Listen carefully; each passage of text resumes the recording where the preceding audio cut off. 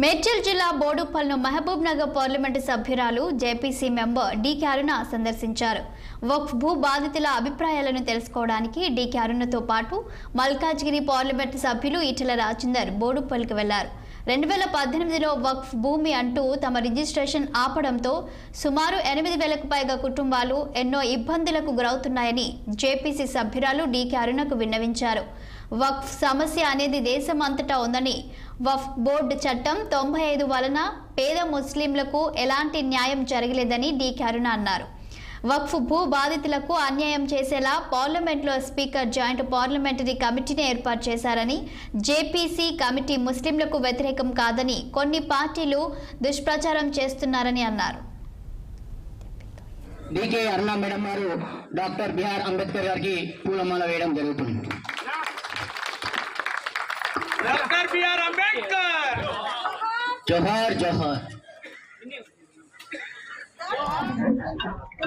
బోడుప్పల్లో ఈ ప్రాంతంలో ఉన్నటువంటి దాదాపు 300 ఎకరాల్లో నిర్మాణం చేసుకున్నటువంటి అనేక కాలనీలు, దాదాపు 7 నుంచి 8,000 కుటుంబాలు వాళ్ళు ఏళ్ల నుంచి ఇల్లు కట్టుకొని గత ఎన్నో సంవత్సరాలు 20 ఏళ్ళు, 25 ఏళ్ళు, 30 సంవత్సరాల నుంచి ఇక్కడ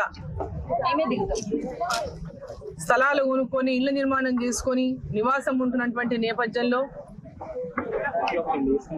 చట్టబద్ధంగా భూ రికార్డులన్నీ పరిశీలించిన తర్వాతనే వాళ్ళు ఇక్కడ స్థలాలను కొనుక్కొని ఇల్లు నిర్మాణం చేసుకొని మున్సిపాలిటీ పర్మిషన్లు తీసుకొని మున్సిపాలిటీ ట్యాక్సులు కడుతూ, వాటర్ ట్యాక్స్ అన్ని రకాలుగా ప్రభుత్వానికి ట్యాక్సులు కడుతూ ఈ ప్రాంతంలో ఎంతో కాలం నుంచి నివాసం ఉంటున్నటువంటి కుటుంబాలన్నీ కూడా ఎప్పుడైతే 2018లో ఈ 300 ఎకరాలపై చిలుకు వక్ఫ్ ల్యాండ్ గా డిక్లరేషన్ చేసిండ్రో ఆ రోజు నుంచి వీళ్ళంతా కూడా నిద్రలేనటువంటి రాత్రులు గడుపుతూ, ఆందోళన చెందుతూ,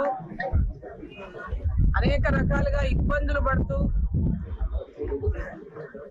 ఏదైనా సమయం వచ్చినప్పుడు ఇల్లు కుదవబెట్టి లోన్ తెచ్చుకుందామన్నా, ఒక పెళ్ళైనా, ఒక ఆరోగ్యం బాగాలేకున్నా అన్ని ఇక్కడ ఉన్నటువంటి కుటుంబాలన్నీ కూడా చిన్న మధ్యతరగతి కుటుంబాలే ఎక్కువ ఇక్కడ నివాసం ఉంటున్నారు.